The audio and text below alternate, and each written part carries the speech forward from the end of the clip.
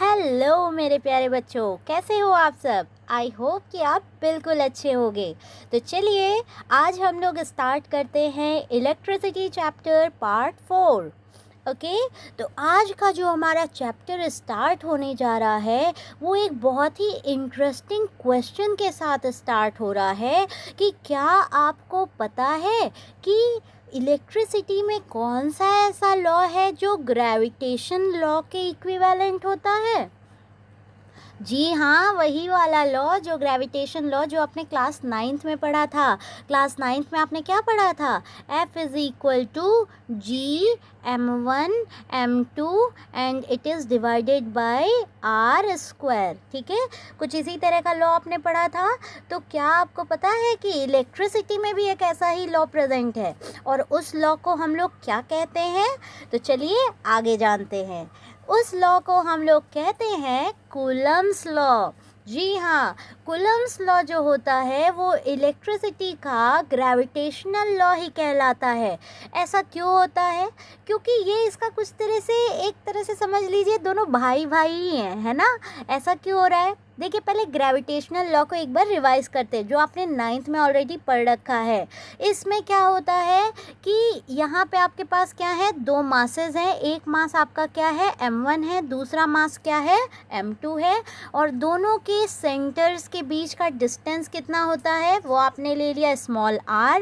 अभी जो फोर्स होता है gravitational force, this force is directly proportional to the multiplication of these two masses m1 and m2 and this force is inversely proportional to the square of the distance between them. Okay, are you getting my point? ये force क्या होता है? Force जो होता है directly proportional होता है दोनों मासेस के मल्टीप्लिकेशन के और इन्वर्सली प्रोपोर्शनल होता है इन दोनों मास के बीच के डिस्टेंस के स्क्वायर के।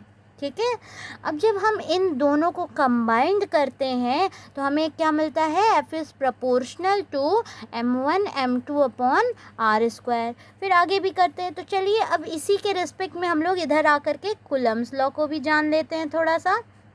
अब जब बात करें हम कूलम्स लॉ की तो यहाँ पर देखिए आपके पास दो चार्जेस है। एक चार्ज आपका क्या है, Q1, और दूसरा चार्ज है Q2।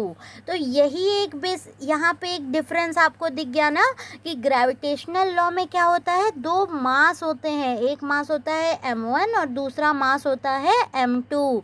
लेकिन कूलम्स लॉ में क्या होता है, दो चार्जेस होते हैं। एक चार्ज आपने अपने मन से ले लिया Q1 और दूसरे चार्ज को आपने अपने मन से ले लिया Q2। अभी ये जो फोर्स होता है इनके बीच में वो क्या होता है, this force is directly proportional to Q1 into Q2। Okay, तो ये फोर्स किसके प्रोपोर्शनल है? दोनों चार्जेस के मल्टीप्लिकेशन के प्रोपोर्शनल है। ग्रेविटेशन में क्या हुआ था, ग्रेविटेशन में ये जो फोर्स था ये प्रोपोर्शनल था दोनों मासेस के मल्टीप्लिकेशन के। कूलम्स लॉ में क्या होता है, Q1 Q2 के मल्टीप्लिकेशन के। और ये जो दूसरा वाला स्टेप होता है, F is inversely proportional to the square of the distance between these two charges. इन दोनों चार्जेस के बीच का डिस्टेंस अगर r है तो f क्या होगा, f is proportional to 1 upon r square. ठीक है, देखिए इस बात का आपको ध्यान रखना है। अगर आपसे पूछे कि f किसके प्रोपोर्शनल है तो f is proportional to 1 upon r square. But if someone will ask with you f किसके इनवर्सली प्रोपोर्शनल है, then f is inversely proportional to the square of r। Are you getting my point? I hope you are getting my point. Now we will combine these two forces. अब हम लोग क्या करेंगे, इन दोनों forces को combine करेंगे और combine करके हमें क्या मिलने वाला है, f is proportional to Q1 Q2 upon r square. ठीक है, अब देखिए हम लोग जस्ट उसी सिमिलर फेज में आ गए हैं जो न्यूटन ने ग्रेविटेशन के लिए दिया था। इलेक्ट्रिसिटी में ये लॉ किसने दिया है, ये लॉ दिया है कूलम ने, और ग्रेविटेशन लॉ जो दिया था वो लॉ दिया था न्यूटन ने। ठीक है। अब देखिए यहाँ पर कूलम्स लॉ के केस में क्या है, F is proportional to Q1 Q2 upon r square, और ग्रेविटेशन में क्या था, F is proportional to M1 M2 upon r square. अब हम लोग आगे चलते हैं।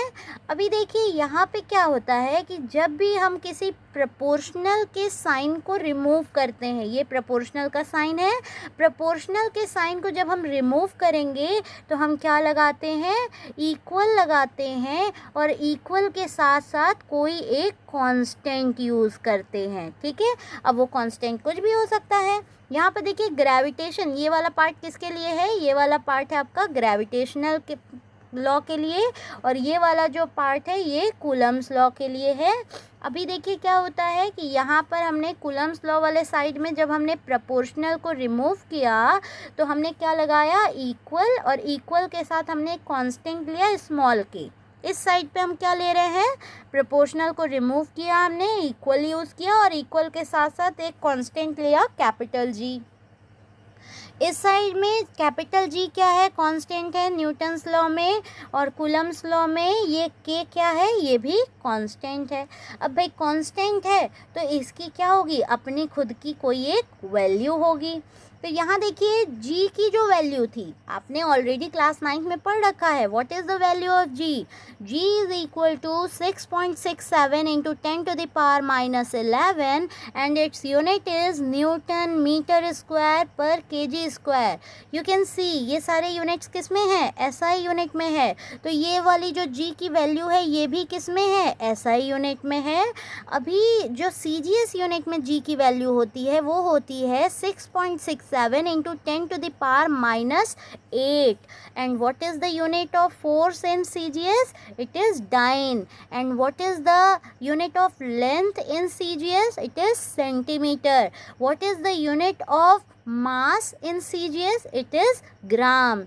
That is why we have written here g is equal to 6.67 into 10 to the power -8 dyne centimeter square पर ग्राम स्क्वायर। ओके, अभी हम लोग बात करते हैं कूलम की। ठीक है, अब देखिए कूलम, यहाँ तक तो कहानी हमने देख लिया कि भैया कूलम में क्या हुआ, प्रोपोर्शनल को हटाया गया, कांस्टेंट यूज़ किया गया।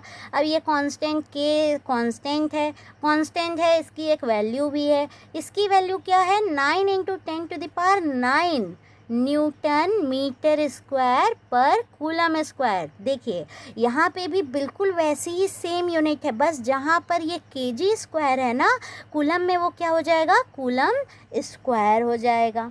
अभी बात करते हैं यहाँ पे, देखिए 6.67 into 10 to the power -8 9 centimetre square per gram square था CGS यूनिट। जी का जो के की CGS वैल्यू होती है वो होती है 1। ठीक है, कितना इजी है ना कूलम्स लॉ। इसमें क्या है, बिल्कुल याद करने का बहुत ज़्यादा झंझट आपको लग ही नहीं रहा होगा, लग रहा होगा वाह कितनी इजी वैल्यूज़ हैं। यहाँ पे इतना भयंकर 6.67 इंटू 10 टू द पावर -8 इतना सारा कुछ लर्न करना था। यहाँ पे आपको केवल क्या याद करना है, 1 याद करना है। तो के की CGS वैल्यू क्या होती है, के की CGS वैल्यू होती है 1, और SI वैल्यू क्या होती है, वो होती है 9 into 10 to the power 9। Unit क्या बोलोगे SI में आप, newton metre square per coulomb square. CGS में क्या यूनिट आप यूज़ करोगे, dyne centimetre square per stat coulomb square. Already I have told you about the unit of charge in CGS। CGS में charge की unit क्या होती है, वो होती है स्टैट कूलम। ठीक है, और आपको कूलम और स्टैट कूलम के बीच में रिलेशन भी बताया था मैंने, वो आप कमेंट बॉक्स में लिख देना। ठीक है, चलिए अभी बात करते हैं आगे की। अब देखिए के की ये वैल्यू, हम लोग जनरली क्या होता है, हम लोग SI यूनिट को ही यूज़ करते हैं हर जगह, है ना।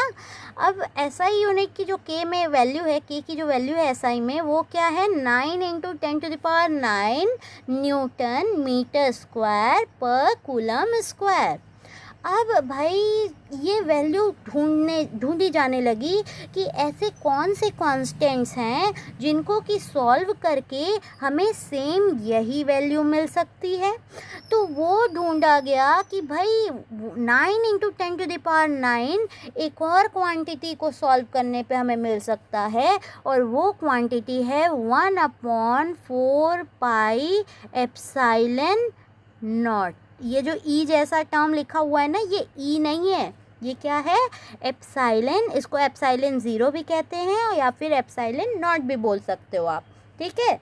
तो 1/4 पाई एप्सिलॉन नॉट को सॉल्व करने पे हमें क्या मिलेगा, हमें मिलेगा 9 into 10⁹ Newton metre square per coulomb square. जब हमें इसी के बराबर मिल रहा है तो हम इसकी जगह पे इसको भी तो यूज़ कर सकते हैं, यानी कि k इज इक्वल टू हम लोग क्या यूज़ कर सकते हैं, 1/4 पाई एप्सिलॉन नॉट। अब बात करते हैं कि इस एप्सिलॉन की वैल्यू क्या होती है और इसको कहते क्या हैं। तो इस एप्सिलॉन को हम लोग कहते हैं electrical permittivity in vacuum. Epsilon को हम क्या कहते हैं, इलेक्ट्रिकल परमिटिविटी। और ये जो 0 लगा हुआ है ना, 0 शो कर रहा है वैक्यूम को, ठीक है, यानी कि वहाँ पर कोई भी पार्टिकल नहीं है। एयर आप कह सकते हो, वैक्यूम या एयर, इसमें इसको हम लोग क्या कहते हैं, एप्सिलॉन 0 या फिर एप्सिलॉन नॉट, ठीक। अब एप्सिलॉन नॉट की वैल्यू क्या होती है, एप्सिलॉन नॉट की भी वैल्यू होती है, वो क्या होती है, 8.85 इंटू 10⁻⁻12। यूनिट क्या होगी, यूनिट के का जस्ट उल्टा हो जाएगा, यानी के की यूनिट क्या थी, Newton metre square per coulomb square. अब एप्सिलॉन की यूनिट क्या हो जाएगी, कूलम स्क्वायर पर न्यूटन मीटर स्क्वायर, ठीक है। अब अगर थोड़ा सा हम लोग कंक्लूज़न की तरफ चलें तो कंक्लूज़न में हम कूलम्स लॉ को एक बार फिर से किस तरह से लिख सकते हैं, हम लोग कूलम्स लॉ को लिख सकते हैं F इज़ इक्वल टू के Q1 Q2 upon R square. ये तो हमारा पहला वाला लॉ था। अब के की हमने नई वैल्यू ढूंढ के निकाली है, वो क्या निकाली है, 1/4 pi epsilon not Q1 Q2 divided by R square. तो कूलम फोर्स फिर से हम लोग मॉडिफाइड फॉर्म में क्या लिख सकते हैं, 1/4 pi epsilon not Q1 Q2 upon R square. तो देखिए यहाँ पर हमने कूलम्स लॉ और ग्रेविटेशनल लॉ में कितनी सारी सिमिलरिटीज़ देखी। हमने क्या देखा कि जिस तरह से मास मल्टीप्लाई होकर के फोर्स के प्रोपोर्शनल हो जाता है, उसी तरह से चार्ज मल्टीप्लाई होकर के फोर्स के प्रोपोर्शनल हो जाता है। जिस तरह से ग्रेविटेशन में दोनों मासेस के बीच का डिस्टेंस का अगर हम स्क्वायर करके उसको रिवर्स कर दे, वो फोर्स के प्रोपोर्शनल हो जाता है, इसी तरह से कूलम्स लॉ में भी होता है। अब दोनों को हमने कंबाइन किया तो ये सारी चीज़ें क्या हैं, यहाँ पे सिमिलरिटीज़ हैं दोनों लॉज की, ठीक है। अभी ये दोनों लॉज अगर इतने सिमिलर हैं तो कूलम्स लॉ को हमने अलग से पढ़ा ही क्यों, ठीक। तो ये इसलिए पढ़ा क्योंकि इन दोनों लॉज में बहुत सारी डिससिमिलरिटीज़ भी हैं, यानी कि दोनों लॉज के बीच में डिफरेंसेस भी हैं। अब वो डिफरेंसेस क्या हैं वो हम लोग पढ़ेंगे यहाँ पे। यहाँ देखिए कूलम्स लॉ का जो होता है, it is attractive as well as repulsive. Coulomb's force क्या होता है, अट्रैक्टिव और रिपल्सिव दोनों होता है। ऑब्वियसली यहाँ पे चार्ज है, चार्ज Q1 Q2 हमने लिया है। चार्ज अगर पॉजिटिव नेगेटिव यानी कि अपोजिट होंगे तो दोनों के बीच में क्या होगा, अट्रैक्शन होगा। और अगर ये दोनों सेम चार्जेस होंगे तो इन दोनों के बीच में क्या होगा, रिपल्शन होगा। तो इसका मतलब इन दोनों के बीच में लगने वाला फोर्स भी कैसा हो सकता है, अट्रैक्टिव और रिपल्सिव दोनों हो सकता है। लेकिन जब हम बात करते हैं ग्रेविटेशनल फोर्स की, तो ग्रेविटेशनल फोर्स केवल और केवल अट्रैक्टिव होता है, यानी कि दो मासेस के बीच में हमेशा कैसा फोर्स लगेगा, हमेशा जो फोर्स लगेगा वो अट्रैक्टिव फोर्स ही लगेगा, उसके अलावा कोई और फोर्स नहीं लगना है। अब बात करते हैं नेक्स्ट पॉइंट की। नेक्स्ट पॉइंट है कि कूलम फोर्स जो होता है, it is affected by the intervening medium between the charges. ये जो कूलम फोर्स होता है ये क्या होता है, ये अफेक्टेड होता है इंटरवेनिंग मीडियम के। इंटरवेनिंग मीडियम का मतलब अगर सपोज दैट कि दो चार्जेस हमने लिया है Q1 और Q2, इनको हमने रखा है वैक्यूम में, तो इनके बीच हमें कोई फोर्स की वैल्यू मिली। अब इन्हीं दोनों चार्जेस को उठा करके अगर हम रख दे ऑयल में, ऑयल के अंदर चार्जेस को रख दे, तो इन दोनों के बीच का जो फोर्स होगा वो तुरंत चेंज हो जाएगा, क्योंकि वो अपने आसपास के इंटरवेनिंग मीडियम पर डिपेंड कर रहे हैं। ठीक इसी का उल्टा होता है gravitational force. Gravitational force is not affected by the intervening medium, यानी कि ग्रेविटेशनल फोर्स इंटरवेनिंग मीडियम पर डिपेंड करता ही नहीं है। इसका आप बिल्कुल जीता जागता एग्जांपल देख सकते हो। ग्रेविटेशनल फोर्स स्पेस में भी वर्क करता है।